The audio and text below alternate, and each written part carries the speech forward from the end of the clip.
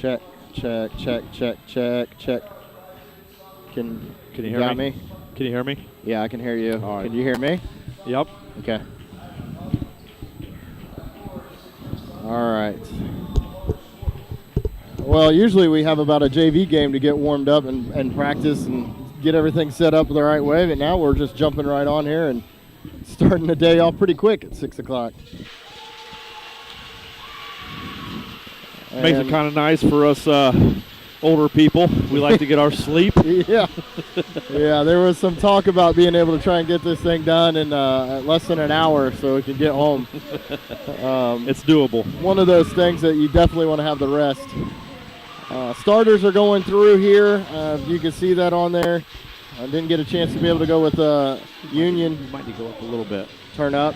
A little bit. Right there. Yeah, you'll hear. I'll be a little muffled to you, but it'll be okay here. Cause see this graph. This is how loud we are on there. Check. So it may just be because it's loud right now. Oh yeah. Wait till the band gets going. Okay. You'll love to have these things on.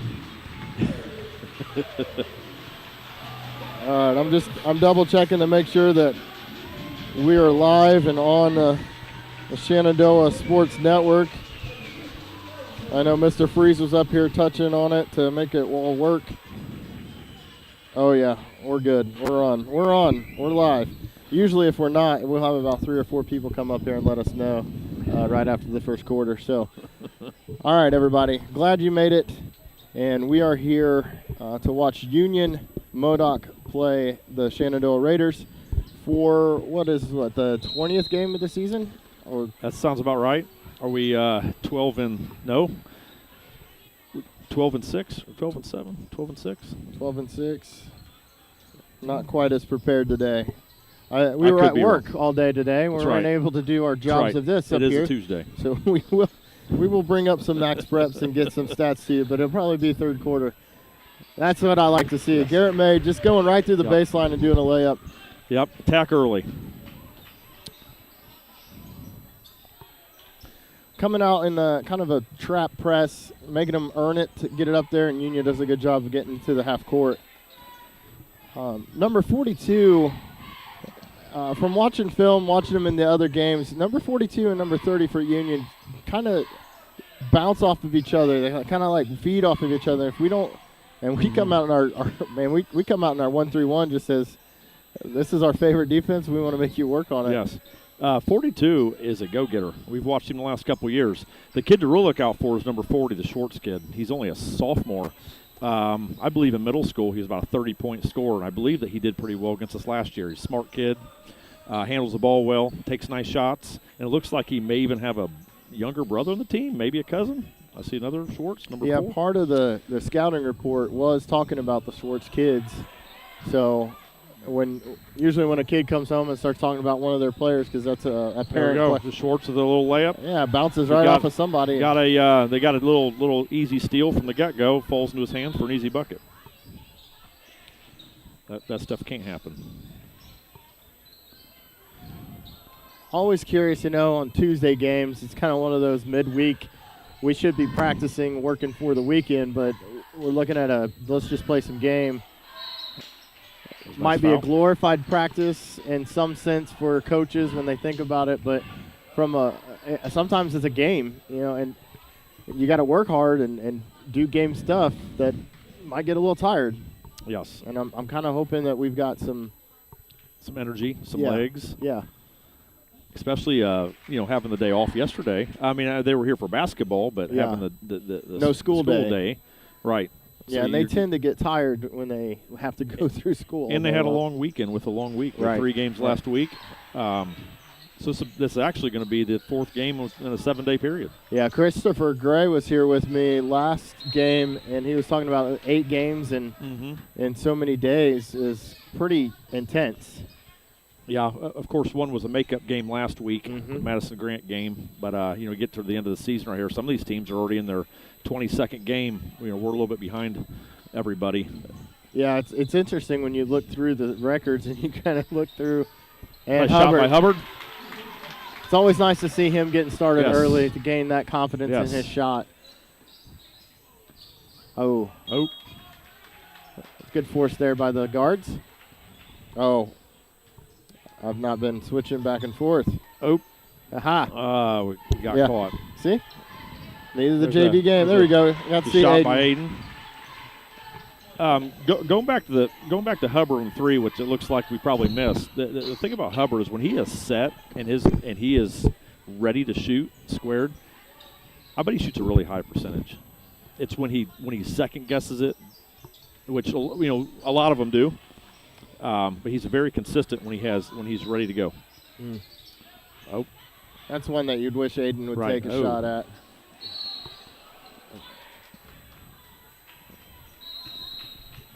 All right. Union's having a tough time getting up the court right now. Yeah, that's probably why the timeout was called. Just to kind of have that conversation about what we need to do to get past this press. Coach Ellsworth doing a really good job of just being able to say, this is how we're going to force the issue so that we can try to kind of get out to a real good, comfortable lead. And I've noticed lately the couple of basketball games that I've been watching, when people get on a run, it's really weird. 10-2 or 16-2, it looks very lopsided, but it's only a 14-point game, and a timeout, a real quick timeout, to not let that grow, that lead get any too far away. It was a smart call there by Union with that timeout, but let's see how they answer. Yes.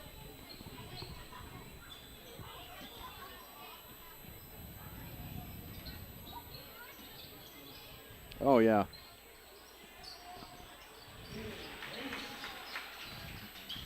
Great little head fake. Not sure Ken needed. I wish he drop stick dunked that, but nevertheless, it was a great bucket. I have a feeling that they're going to be scrappy, so we just got to take care of the ball and do our things well. And yeah, I had nothing to do one night and wanted to see how they would compare to Union County, because we are is a common foe. And I was sitting there watching, and they played them tough. And Union County was still hitting their shots. They were doing what they did to us, but it kept answering. Union kept answering. So I thought it would be a little bit more of a intense game than most people would probably have on your schedule.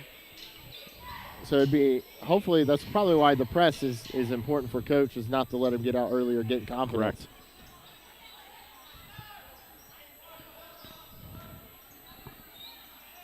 That's a good take there. Put your head down, drive through it, and throw it up in there. And I will say that Union, Modoc, they're a very young team. There's a lot of sophomores on this team. In fact, I don't know if they have a senior out on the court at the moment. I see I think they got a freshman, three sophomores, and a junior, so they're very young. It's the old adage in basketball, or not basketball, but in all coaching, is if your talent is even, then you go with the younger so you can have more time to develop it. At least that's what I've been taught. Yes. I'm sure there was a Mount Rushmore coach somewhere out there that implemented that, and it's been carried on for many, many years. It definitely feels, when you're the old person in the room, that you're doing those wise comments and you thought, oh, that was just something somebody taught me. Oh, what are we doing, a kickball? Kickball. With the shin? Garrett had to look. He wasn't real sure. Maybe it did hit him in the knee or leg, but it went so fast, I think they just assumed it was a shoe. They're talking about a little bit. It looks like right it's there. Probably the way Garrett's holding his arm. I'm guessing it went off his arm. Yeah, it sounded so hard. But it was a boom, boom. Off of a thigh. Yep. I think don't think we're going to need that possession. Is going to make or break us. No. I think the referee that came over and talked to him there, General, just kind of had a conversation like he didn't see it, and we're just going to roll with it for right now. That's a newer ref that I've not seen around here. So always nice to see people getting involved with the stripes, giving us some new blood. A little travel there by Schwartz. Speaking of new, I was reading right here. I believe that Union has a new coach this year. Good shot, Hubbard. Hubbard on number 3. Feet were set. Let it go.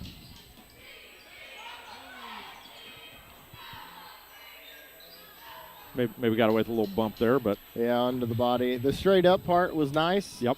The bump with the body was a little extra. Nice.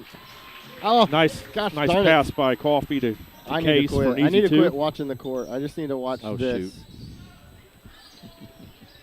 Shoot. We're struggling. Sorry, folks. Those who are watching at home, it's a weekday for us as well.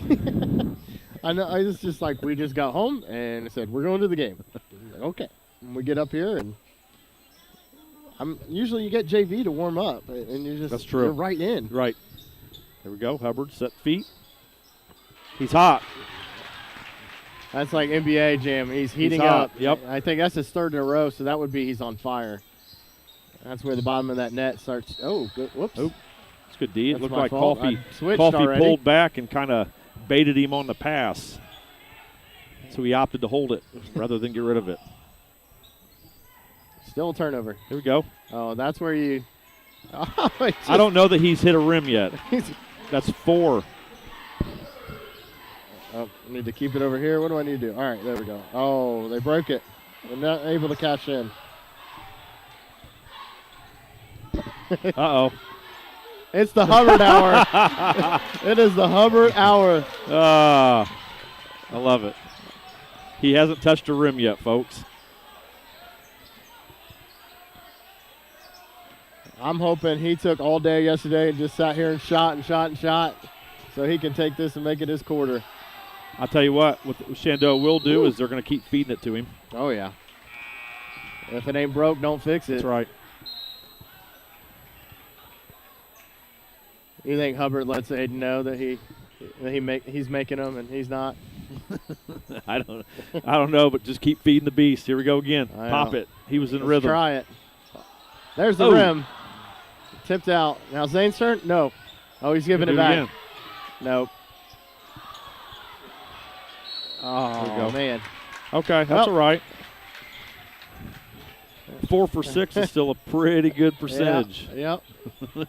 Well, like you were talking about, though, getting set. Those threes, the one that was over there in that far corner, he wasn't quite as set, but it was nice because it went in. But these last two that he shot, there was a little bit more disruption closer to him, so he rushed it a little bit. I agree. We're bringing a couple subs. We've got Hellman and Davis coming in for Case and Hubbard. Oh, we're taking Hubbard out. He's hot. Come on, Coach. He was hot, and Come he on, missed Coach. his last two, and then they said, cool. Now it's one of those, all right, test your hotness, cool down That's over right. here, and then see if you can come back in. He will get another opportunity. There's no doubt about it. He'll get that, Maddox.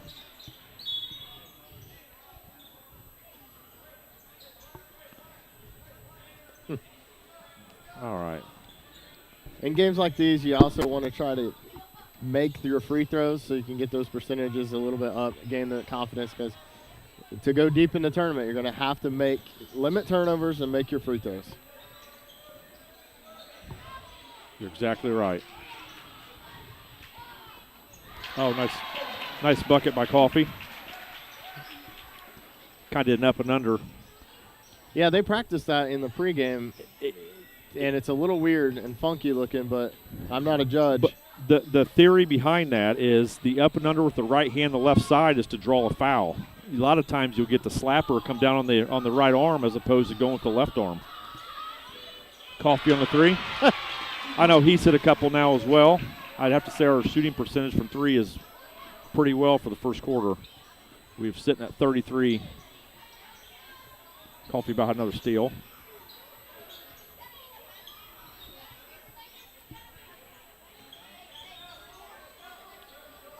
Well, a lot of people coming out today to watch the basketball game because it's youth night.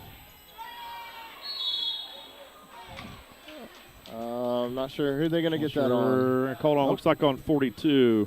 They're going to give Ogden the foul. Something you don't see. Well, I mean, you've been seeing a lot more of it often is Aiden coming down with the rebound. Yes, he has been attacking a lot more. Yeah. It's one of those things. Never a things bad thing. Yeah, you're sitting there watching, and you're like, man, that kid got up and got it. That's a good rebound. Right. And then you see number 3, and you're like, oh, yeah. We get to rely on the same couple kids all the time, and the expectations there. And then when it's not there, we tend to we tend to lose it a little bit. Yeah, we're putting on a clinic on how to get off screens and take your 3-point shots and make them. I'm going to assume that Modoc will be making some adjustments. Probably at the start of the second quarter. I'm not going to say at halftime. We'll say at the start of the second quarter. They got to change something up. Okay. 36-4. First quarter, I would think it would be the Hubbard show. I think I'd give that to his quarter. And Coffee is not too far behind. Yeah, Coffee. I look up. I'm not even thinking that he's got 11, but he does. It's a hidden 11. I think he's hit a couple threes. He's had a couple twos or something, maybe 3 threes. Yeah, he had and 2. that layup that we spent. Yeah, that's right. So he's already hit 3 talking threes. About. So he's a sneaky little. By mathematics, I'd have to say we have at least 7 threes at the moment. Yeah. 4 of 6 and the 2, the 8. He might have 3. He's got 3, right? I think Coffee has 3 and Hubbard has 4. I don't think anyone else has hit a 3 yet. So but it might be the game within the game. Watching how those guys are gonna. Be curious to know who's gonna want to try to partake in that 3-point shooting contest. Right. I think what I need to do is focus on making sure I can switch back and forth. I got this big court right in front of me that I like watching, and then there's a slight delay right here on the computer, so it's like I don't like watching this little screen. And in your defense, that little screen is only about 10 inches away, so it's not necessarily in your and vision. You get so excited and root for the kids that you're watching. You're like, yeah, this is great, and you completely forget that you've got to have a right trigger over right, here. Here we go. I'm not sure what happened there. They just took delay. 3 points away. They did. This official at the opposite way. Scores table is not ready. We caught him sleeping. Well, wrong it was ball. A possession. That's what it was. Wrong Yeah. direction. Yep. Look folks, that would have been another 3. Coach Freeze over there doing the right thing, helping the officials out with the possession. I'm sure he'll hear a little bit about that. Look at that tip there by Carter. He's good at that. He's got quick hands. It's one of the things that I like about Carter is he's very precise with what he needs to do. He is. His job, his angles, what he might lack in speed and physicality, he makes up in precision and the crazy perfection. Thing is, I don't think he lacks speed or, but I don't think he does either, but sometimes other kids make him look like he doesn't have it when you're playing against. I think he. Nice job. I think what. Ooh. No. Oh, and I makes no sense why you even make that pass. I just pull up or pull out if you don't have a shot. he was thinking about having the pass there because the defender was on him enough where it's not going to make a. But then the dribbling. Correct. Broke up the timing, and so he found himself too deep, and then kind of froze up a little bit and. Back to Carter Gray. I got kind of caught up with a thing. The kid knows his role. I mean, the kid, I'm not going to say knows his role.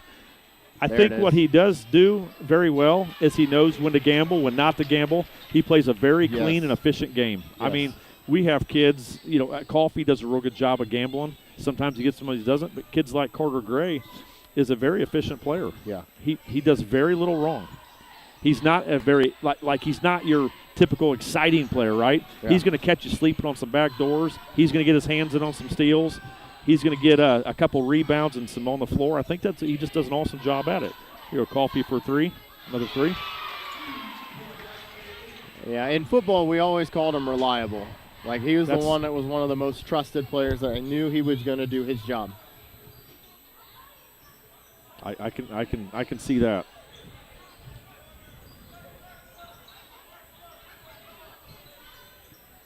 They're going to get 42 here in the game at some point. He just was a very kid they relied on a lot last year. He hasn't had a whole lot of touches, but he does crash boards hard. So coach calling a timeout because they actually, Union able to run a set there, getting the ball down low with that extra pass. Kind of, I don't know what he's going to be talking about because the backside help, I don't know if anybody dragged down or if that was because your guy got rid of it where you need to come up to. But I think Union did a good job of exposing our defense in that sense. When you play or watch these kind of games, do you try to keep them under a certain amount? You try to run it to a running clock kind of thing. Like, what's your thought processes? Because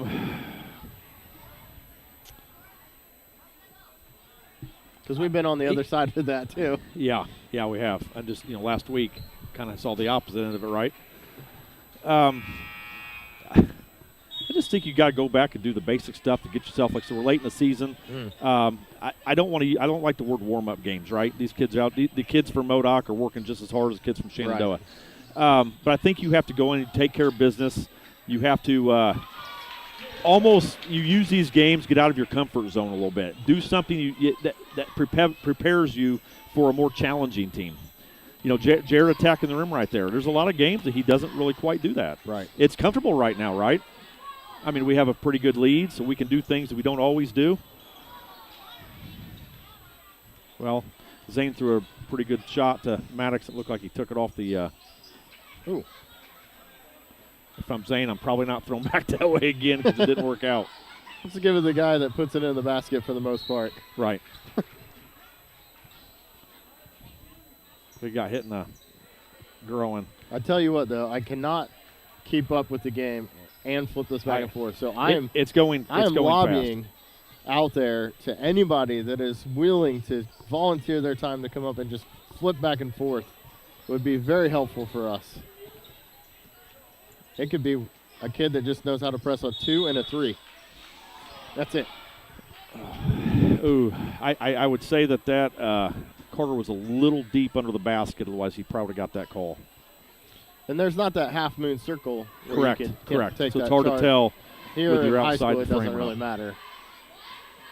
And there comes a time where you start getting some calls in favor of the lower scoring team sometimes. Just right.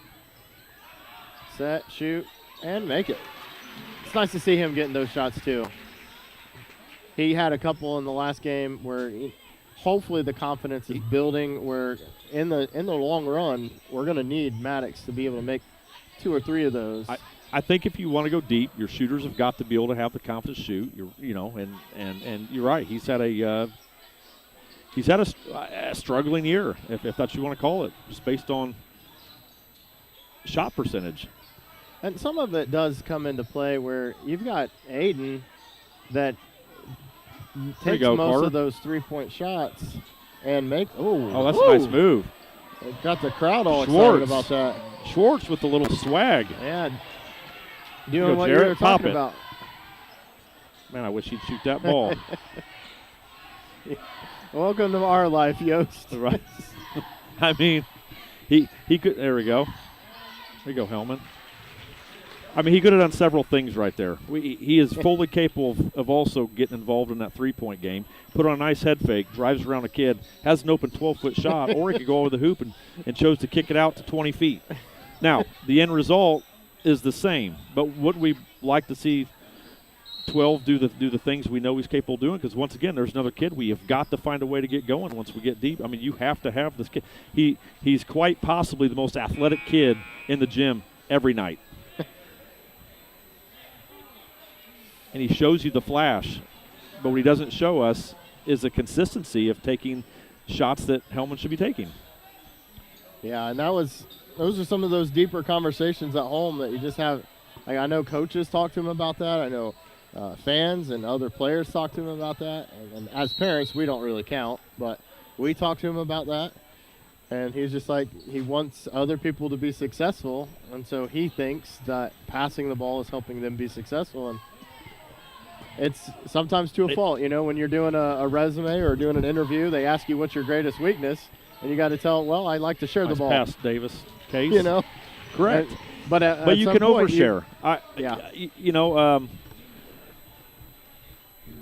Maddox has had a shooting coach for a lot of years, second grade, Kim McDermott. I think she's well known around the area. Of course, she has her son, Sean McDermott, who played for the Grizzlies, now plays overseas. Also has another son, Chase McDermott, who plays for, I believe, the Orioles and was drafted 41st overall in the MLB. One thing she always told us that by not taking your shots, it almost makes you selfish. because now you're making someone else take a shot that maybe that wasn't their shot. Right. So we've always encouraged, whether it Maddox, Hubbard, Jarrett, Case, you take your shots when they're available. Never take more shots. Take your shots. And then there's something else that we don't know a lot about is the coaching style in the closed doors in the closed gym. You know, at what point is the play ran to perfection, and is there a sub in that situation if you don't run it right? Like if you're not the cutter that didn't cut right. Correct. And then are we playing out of fear in certain situations? Correct. And then, you know, the lighter side of it is just go play ball. And so you do the open concept and you let them play ball, and they don't want to take the shot like you're talking about. Right. You know, there's a lot of moving parts in the game of basketball, right? There's a lot of moving parts in everything that we do. Correct. Basketball is kind of the smaller part of life. That's why I love watching these guys out here. I love both teams being out here. No matter what the score is, you're learning something to be able to apply for the rest of your life. Right. Another steal. Oh, I thought he got too deep there. Hubbard kind of hit the front of the rim on that, and it still rolled over. That's the kind of night he's going to have. Yeah. When it rains, it pours. Yeah, I thought he got too deep. I thought he was going to kick it out, but he found a way to be able to get it in there. Doesn't always have to look pretty. Yeah, I don't know how many people look at the score or the box score at the end of the day and be like, how pretty was that? 19 points. Good or bad. That's Ugly right. or pretty. It doesn't matter. And, folks, that's 19 points, and he has had some bench time. Yeah. It's not like he's played the entire almost 2 quarters. Well, it was about, 6 points of what has been played. Right.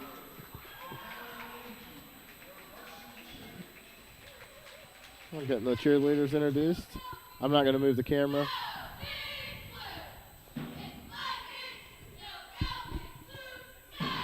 Maybe I will.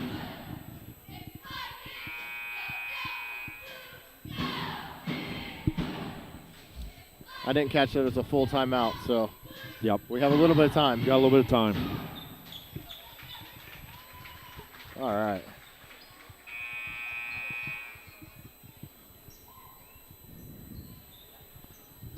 All right, 54-13, 2 minutes and 9 seconds left to go in the first half. Again, a big crowd for a Tuesday game because of the youth recognition at halftime. It was employee/teacher appreciation last week, last home game. So it looks like it's youth recognition. I don't know how deep they're going to go. If they're all the way to the bottom. Oh. I take it ECI is over.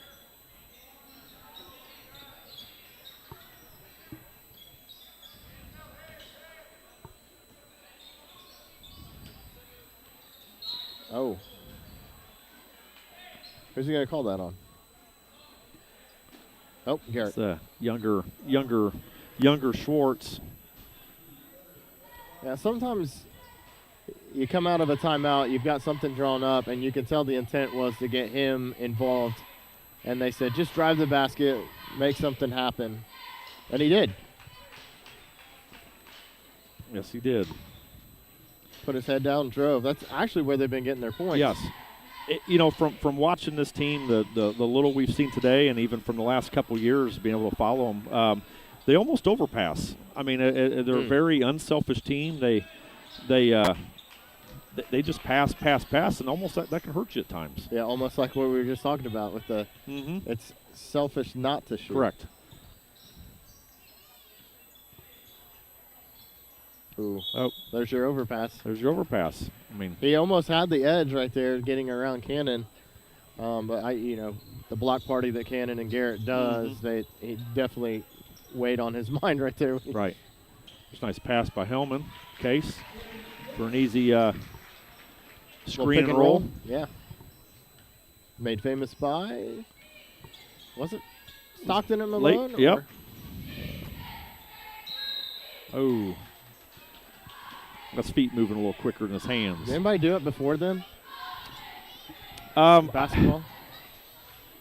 I was going to say there had to have been a couple Lakers that did that, but I think you nailed it. Hellman got a little bit of kind of grabbed him in the shoulder there. I think that the people that perfected it would have to have been Stockton Malone. Anything before that was probably a little bit before my time. I was like, it's before my time, but I'm sure there's some people out there that know that it came before them. Correct. But I remember watching.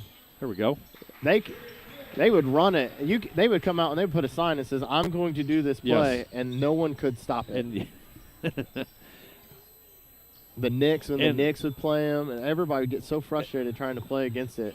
Well, to be fair, it's virtually almost an unstoppable play. Think about it. You read the defense. If the defense goes high or the defense goes low, it is going to depend whether you're going to the RPO in basketball. That's right. Oh, yeah. Oop. See, once again, just overpassing. Just a lot of and then they're a little too tight. Modoc has had a little too many people. You have to have spacing on the court if you're going to make all these passes. Yeah, when Schumacher kind of cut through there, it was a good cut. But he just kind of got no man's land. Yeah, a little too far past, and then so when Schwartz was able to pass it to him, his momentum took him out of bounds. Now they're kind of trapped over here in the corner. 3 seconds. See what we got here. Schwartz. Okay. It was a quick half. Like I said, there wasn't a whole lot of fouls. Thinking about quick half, this next half is running clock. Right. So 35 takes us to 50, so we're at 58 right now. So when we come out, it is going to be a running clock, so it stops on timeouts and free throws. We may not even go to the locker room. Coach has them out here. I think, like you'd said, I think it's a team appreciation day as well, right? So they're going to introduce some of the youth. So our boys are lined up to make a tunnel for them, which I think the kids really like. It's really neat to have your upperclassmen, your varsity team, and your JV team out there. Yeah, typically we'll jump off here, but I mean, it'll probably go quick, so I don't mind staying on. Yeah, looks like it's going to be a 10-minute running clock. So go out and go to the restroom or get you something to drink or start your dinner. Check on that crock pot or whatever. You guys have time to do that, but we'll keep it on here, and we'll try to do some appreciation. Is that the second grade team that was just out there that just walked? I believe so. And this is the third grade team.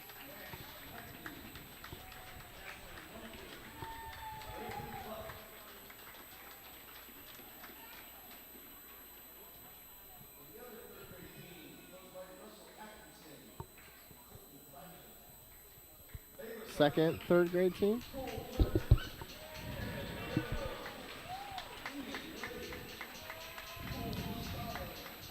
It's really neat watching, because there was times where these boys that are standing over here on the high school were the same age and level down here watching these guys. And I was just going to say the opposite. These kids that are coming out are the future of the boys that we're watching on the court. It's crazy to think that we've been around. Some of these people that are here watching our fans that are in the stands have been watching generations flow through here.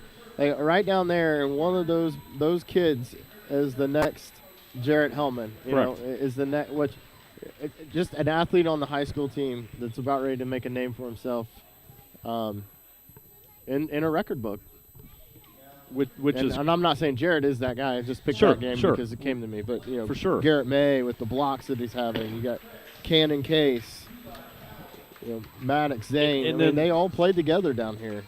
On the flip side, it's also hard to believe that these boys are just down to their last. Some of them this is their last year, or some of them they've only got. Like you said, Hellman, Davis. They've only got 2 years left. We're only saying that 'cause once again we're the parents of. But it's just hard to believe this is all. I don't know about next year. I don't know how I'm gonna handle that one. Right. Because we've been with them all these years from the second grade all the way up, of working hard to be able to handle all this, and then it's over. You don't get any more chances. For sure. It's really weird, too, being at this age and coaching kids and trying to teach that to them. And, one play equals, like, something that's so great that you don't get to do anymore. That's right. And at a young age, at high school, you kind of take advantage of it. That's right. It's like, I got another year. Or that's right. Yeah. You can always say that, correct? I mean, Yeah. and I just keep telling, like I said, I keep telling Maddox, next year there is no redos. It's you don't get to go back and do it again. Yeah. And that's just, I think, what all coaches and parents that live through regular life is just kind of like, that's the time we get to have these conversations, and then we hope we prepare them for the life after school to go grow and be a great representative of your family and the school. But, I mean, you get the kids that come back 1 year out, and they're like, man, I sure miss it. That's right. It's just like, well, why didn't you listen to me when we were telling you to blitz on this down, because you're going to regret not doing it? That's right. I am 46, and I still have conversations with my dad of how, man, I just wish I would have listened a little more. Maybe you were right about that, right? I mean, to say that we live our life through the past, it's you hear that all the time. But there's days where I do try to relive my life, and all I get to do is go through Maddox. But there's days that it's just like, it's not so much reliving it through Maddox as much as I wish I'd have listened more when I was Maddox's age. And then it really, really hurts is that it's your younger version of you paying you back. And you're just like, as soon as you get into an argument, you see yourself and you go, yeah, I'll just sit down. Right. I know there's a life out there that's trying to pay me back for what I did, so I'm just going to let you ride. That's right.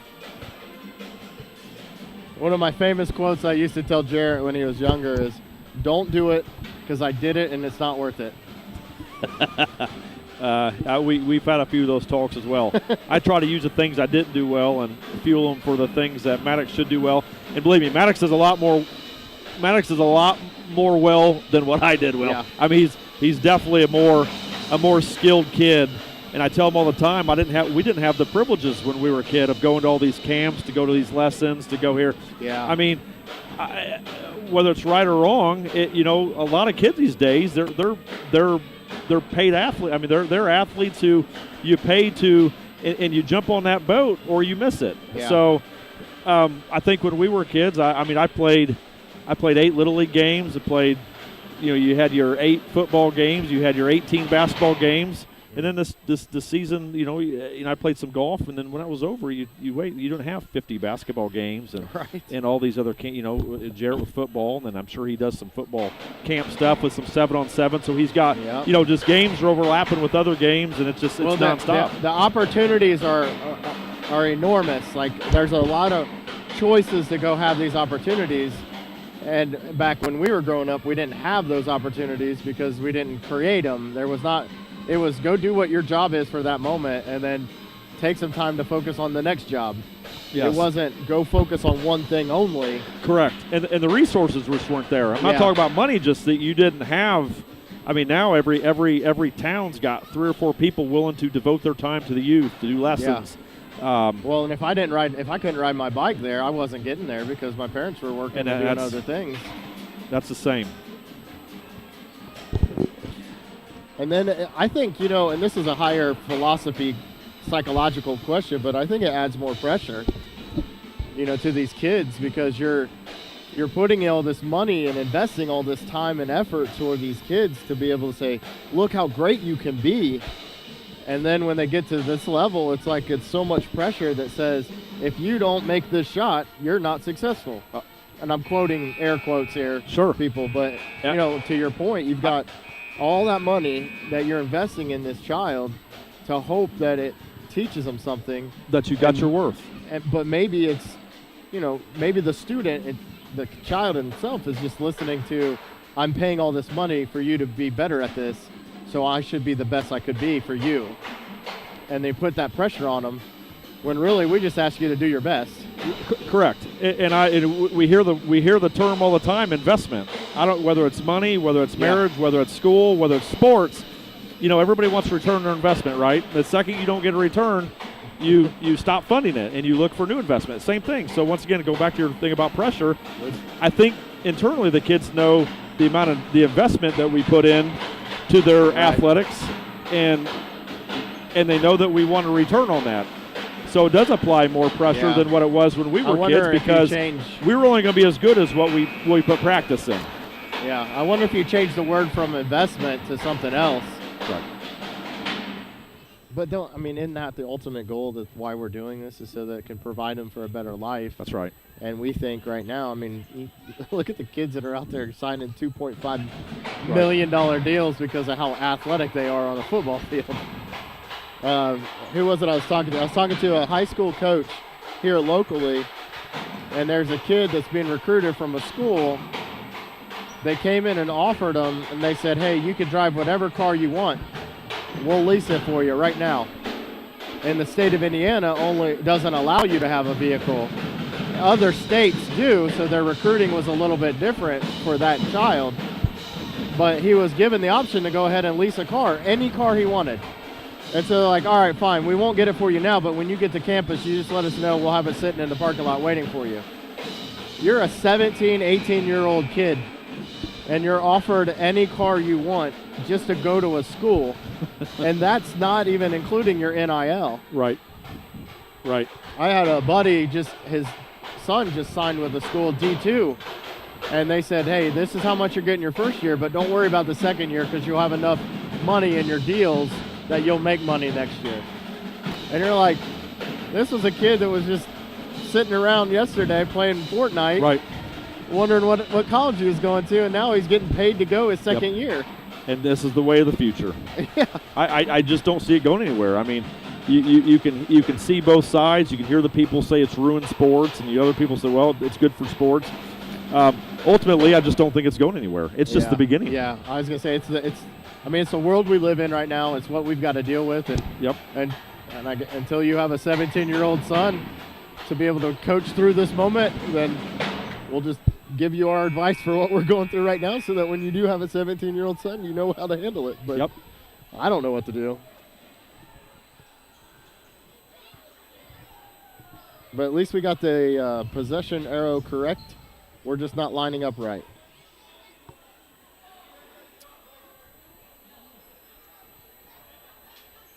Oh, we're still not lining up right. Oh, that's extra confusing. Everything is confusing right now. We're going to blame this on Mr. Freeze. Yeah. Well, Freeze might have had the arrow right. He might have. Well, now he I'm not sure, because I'm not sure the officials really knew which way it was going with it. We got way too deep on those conversations right there that now my head is spinning, and I'm like, let's watch a basketball game. It's a Tuesday. It's here to have some fun. Let's see how many more shots as the race to who makes the most threes, Hubbard and Aiden, are in the game, and it's 19-16 right now. I hope Cannon gets credit for that block, I hope, right there. That's right. Yep. A little quick easy for me. layup. I need like an indicator light when they get ready to throw the ball from half court, so I know that they're going to go all the way down to the basket for a shooting layup. I will give Union this. Look at their roster. They only have 2 seniors on their team. Right. They're full of freshmen and sophomores. They've only got 2 juniors in their team. So they could have a couple years where they could be a really good team if they stick with it and work hard. They're young. Then you have the new one-time free transfer rule that's about ready to get voted on here within a week. So right. Let's shake some things up. I believe our very own Corey Criswell, state representative, is the one who's pushed that. He is on the. His name is on the docket. Who has on the bill. who pushed that change. Still a conversation I'd like to have with him. I did see that ultimately it didn't change a whole lot. From what I'm reading, it does affect juniors and seniors, though. From what I read, juniors and seniors. 2 senior. Well, correct. Yeah. Because they will have to serve a 30-day per sport. Yep. Which, if that's worth it, I mean, you're talking possibly 25% of a sport you play, and every sport you play. There's conversation on it. I need to get a little bit more detail. It might be 50% of the season. for each season that you played at the previous year. Nice pass, Zane. Mitchell to May. So if you're a 3-sport athlete, you will miss 50% of that season of all 3 sports that following year. Okay, so up 2. Like I said, I think they're still going to go back and do some fine line. But it might be 30 days too. But there's a lot of questions still. Correct. Oh, but they're going to vote on it to pass it. So we'll see how it goes.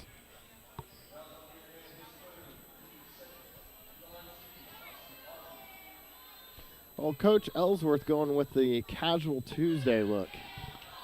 Not worthy of a jacket this week. Or color. Yeah, the shoes add a little flair. That's right. I can't see it quite. Might just be the regular Nikes, but he's got some yellow swooshes on it, so I don't know if those are. I wonder if they're the same the game shoes or the dress shoes. Yeah. The dress shoes they wear, the tennis shoes. What are the game shoes? The game shoes are the Kobe's. The whites are the Kobe Bryants. There we go, Aiden. Oh, a little long. We're back to the iron. So he's got custom. He might have custom Kobe's. He might with the gold / bright yellow. One thing we know about Ellsworth is he is a fashionable guy. He makes sure the boys have the best of everything when it comes to their clothes. Hence the sponsors on the walls. Hence the sponsors on the walls, and on top of that, is that coffee? That's the Schwartz kid on the 3 there. Oh, nice move, nice pass. Dang it! Because I know that Ellsworth does 3 pair of shoes.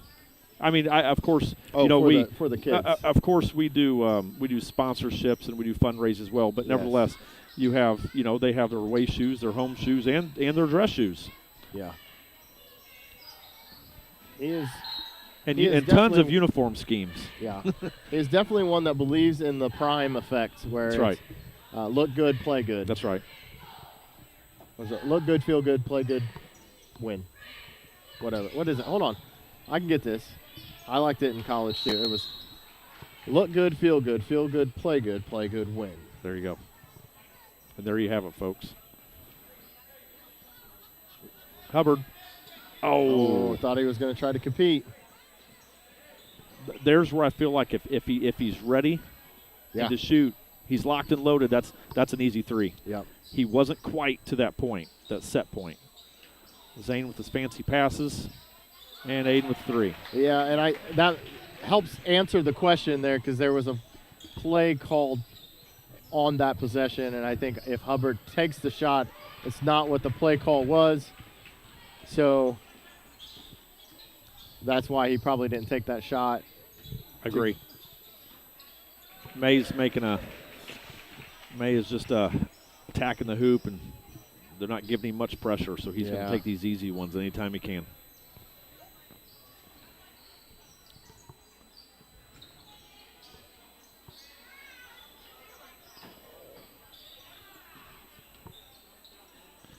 Not a whole lot of movement by Union at the moment.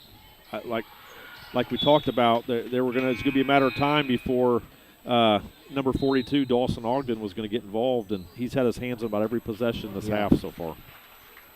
And being on that side of it, too, as a coach, you sit there and you don't really worry about the scoreboard anymore. You try to take one step at a time of getting better. That's correct. In each possession. That's correct.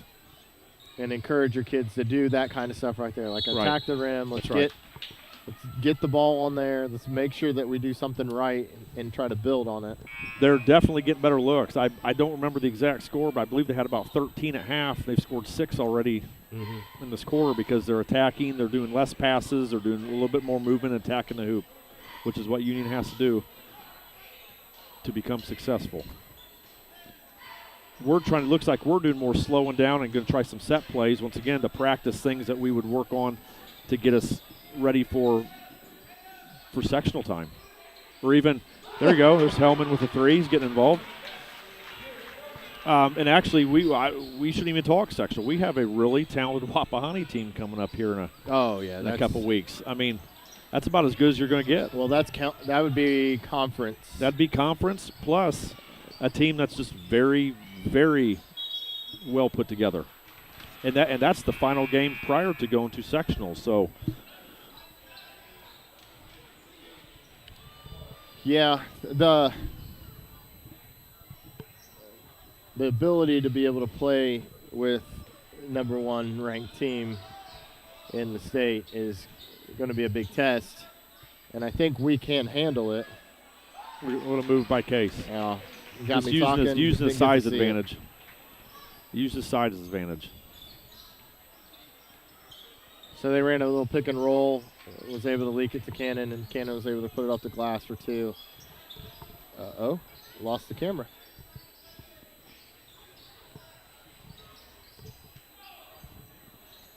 There we go, a little give and go. Ooh.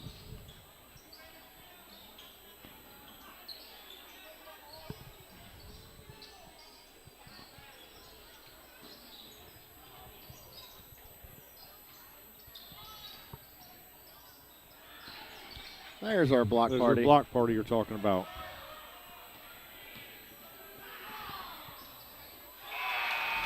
Zane with the Riz or Raz or whatever the term is that you use now. I'll go with Raz on that one. I don't even know. They use these terms. Yeah, they've got all kinds of terms out there. I have to watch some guy on TikTok to keep me updated on the terminology. I believe you and Mr. Gray were talking about it last game. You had the alpha and the sigma and the this and the that. And I don't know. I hear them all. I don't necessarily. But what I do is when I hear them, I just kind of act like I know what they're saying. Yeah, you nod your head yes. Yeah. So we lost the camera up here that's got the scoreboard. So I'll try to do a good job of showing it to you here. But that was the fourth quarter, and now we're into the fourth quarter, 76-19. So, still some things to work out. I don't know what happened to that camera. Probably died because it's not plugged in. So, come on, Freeze, get your cameras to. Come on, Mr. Freeze. Get your batteries charging. See, people are already exiting the building. Yeah, they hung in there longer than I thought. They did. Which actually is part of the pride of the community. They come out, and you go to other communities. We were laughing, and we were at an away game, and they did the same thing. And right at halftime, once the kids were done, they just left. What do we got dialed up here? We gave Hellman the ball from the get-go. We do got a new face. We got Jaden Campbell. We got Jaden Campbell in the game. And then Zane getting that roll with that leak in there and getting that. Zane said, "For once, let me get the ball and score yeah. instead of me always giving the ball to scorers." And those are all those things that you hope that coaches got drawn up a play for every kid to get it in there.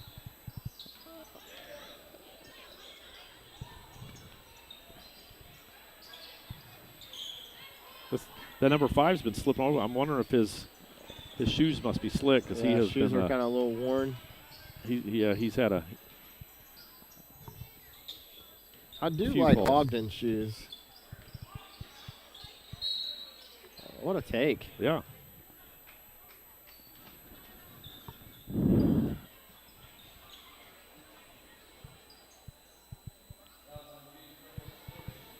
Are those Kyrie's? Ogden, number 30. I can't even. He's shooting free throw right now. Yeah, LeBron has a double switch. The way the swoosh is, it makes me think they're. KD? Are they Durant's like our Blues have the big long silver? Yeah. So I'm wondering if those are the Durant's. I was either Kyrie's or Durant's is what I was kind of thinking, but are you a low top or a high top or a mid top? You told when I played or when now? Either or. If I was playing, I was always a mid-top. There we go. Mid-top. I was always a mid-top. Today, I would probably I do a lot of low-top. I believe it or not, I do play a little bit still on Wednesdays with some older guys. Actually, I'm the oldest guy. They're more like kids, like 30-year-old kids. But I use a lot of Maddox's old shoes, and they're from when he was a little younger because his foot's a little bigger than mine right now. But some back when he was in ninth grade. I love being able to share the shoes, and then all of a sudden he just went way too far out there, and I can't even. Right. I think he's like an 11. I'm like a 10.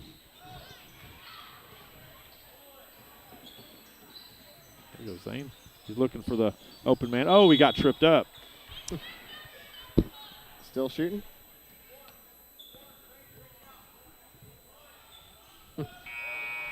You know, the funny thing is, Zane hits the ground, the mop should come out. That's right.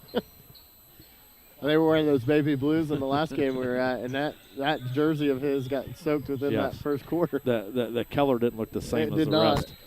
One uni did not look the same. A little bit darker.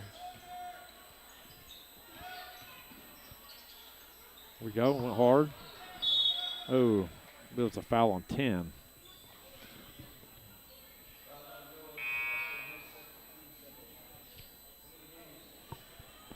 I don't think Zane anticipated as many bodies and hands to be able to put up a. I think he's shooting. Oh, because we're. Oh. No, I guess they called a shooting foul. Okay. We'll get a couple subs in. Oh, Hubbard's wanting to come in. It looked like the younger Gray was going to come in, and Hubbard's like, no, let me get 3 or 4 more threes. Is Hubbard still sitting at 19? I think so. I don't know if he scored this half yet. Okay, Jarrett's taking a couple shots. Here we go. Campbell on the rebound. Swing it. Zane can get it. Bucket. Oh. Jaden Campbell's what he does best. He just has a knack for finding the ball, doesn't he? He does. He's always in the right spot. Yeah, he reads the way it comes off the rim, and he just tracks it. And I think what he does really well is he finds the opening. He finds the gap in the players. He puts himself in a spot. Bodies, in the space. He isn't just going to stand behind somebody or get in front. He just kind of finds that opening to where he has a really good position. And that might be years of playing basketball in the backyard or on the pavement with his family. He has, 3 older brothers? Yeah. 2 older brothers? 2 or 3? 2 older brothers. 2 older brothers. And then might be 3, actually. And then he's got a couple siblings younger than he is. Yeah. Oh, I missed that one. Not going to call it, but I stepped on the line as he threw it out of bounds.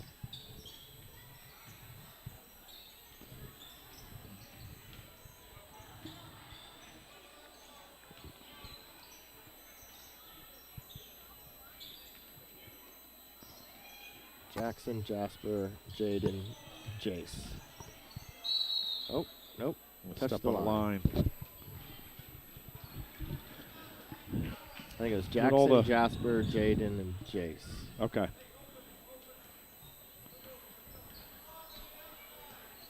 Oh yeah. Oh. Ooh. You gotta throw your, if you're gonna do that, you gotta throw your body into somebody. Yep. Oh, clean up. It. You know, you tend to fall away from the hoop, and you have to attack the hoop. Yeah. That's where the foul would have came into play. Right. Oh. Tight rims, as some would say. Go get that rebound. Oh, there it is. There we go. It's a good move. Good strong move. I feel like he got tripped there a little bit. It's made him throw that up, and I don't think he actually meant to shoot it like that. And then it was that right hand on that side, and they didn't get a chance to hit the backboard on it. Right. That said, I think he meant to use the backboard and got kind of tripped up a little bit. There we go. Hubbard baited him into that one, and he does it well. Yeah, he does. I think he was our first player to get called for a flopping call for the year. Yes. Maybe our one and only flopping call. I don't remember if anybody else picked one up. All of Jarrett's fouls were earned. Yeah. You don't see very many people taking the charge either, though. Good cut. Nice cut. There we go. There's a Pat and Carter Gray move, right? He's always cutting. He doesn't just stand. Right. He finds and he catches you sleeping. He takes advantage of it. Kind of like you were talking about Campbell too, being able to find that space. Ooh. He uses the space on offense to kind of guide through different places, and is just really good about precision. And in basketball is a game of angles, right? I mean, he finds how you can easily get him the ball. Yeah, and puts himself in a good position to his disadvantage is to get him the pass. You've got to be on it. Like, you got to go because it's going to be there, and then Right. it's going to be closed Right. pretty quick because he's already gone. There you go, Campbell. Nice, good move. He's just got to go up a little stronger with that. Sorry. That's youth. He's a sophomore, but he's a very raw sophomore. Yeah. I mean, he's going to get nothing but better. Yeah, he's definitely one of those tweener kids that just plays really well in JV, but with kind of the depth that we have on varsity, it's Yeah, just not it's a gonna little find- it's a little more timid. He still plays hard, but he Yeah. plays a little bit more on the timid side. Oh, I didn't think. I think I was thinking the same thing Hubbard was. Is anybody going to stop me? I'm right. just going to keep They just dribbling. kind of let the lane go open, Yeah. right? But you can tell Good the news is intent. The intent was, I'm just going to trail you and wait until you jump up, and I'll just hit. Yeah, he's like, I'm going, I'm going, I'm and bigger than no one you. ever picked him up.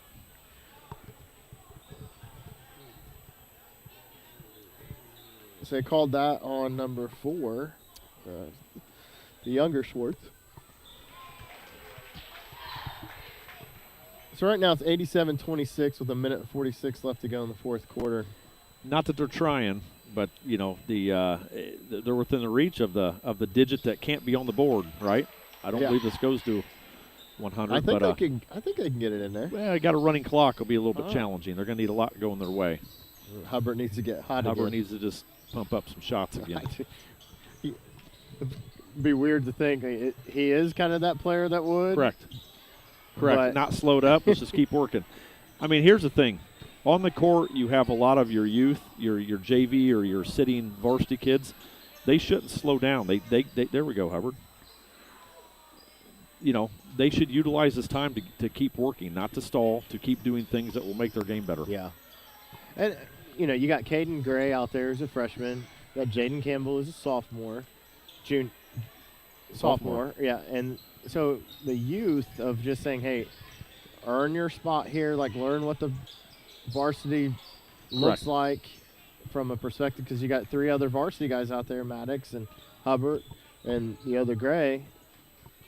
So let's learn where your positions are at, where you need to get to, so we can put some film in place to be able to trust you Right. when we need you.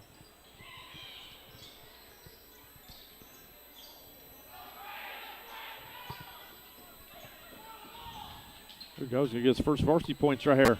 There it is. Oh, and I didn't get it. I was rooting for him so much I didn't press the button. Used a really nice left hand.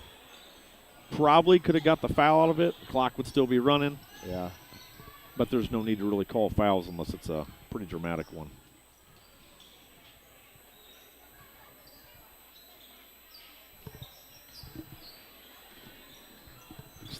Looks like Union kind of doubled their score. Yeah, So from halftime. didn't totally improve it, but didn't go backwards. either. 91-26 to bring you your game. Hubbard, I think, sneaking out there with the 21 points for leading the scorers. Yeah, and I think Um, Coffey is just behind him with about 17-ish. Yeah. I kind of he's been out of the game for the most of this Yeah. half, so it's kind of hard to tell where So he's at. But a good Tuesday night game. We're back at it right, on Saturday against Muncie Burris. I don't know, home or away? we are away. Away. We are This is- going. We've got we're going one to away Ball game State, left, huh?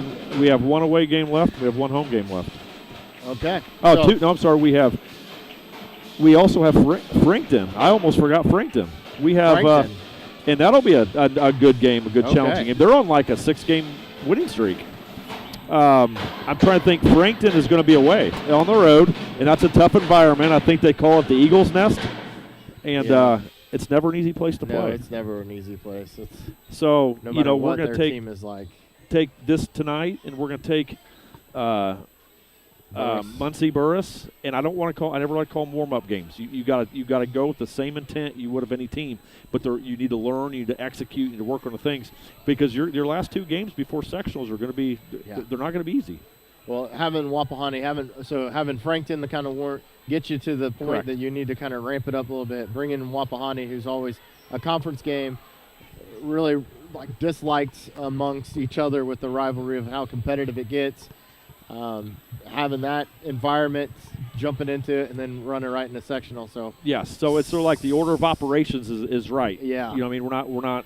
We're just going to slowly, gradually get tougher from here on out. sectional draw this Sunday. This Saturday or Sunday? Is it Sunday?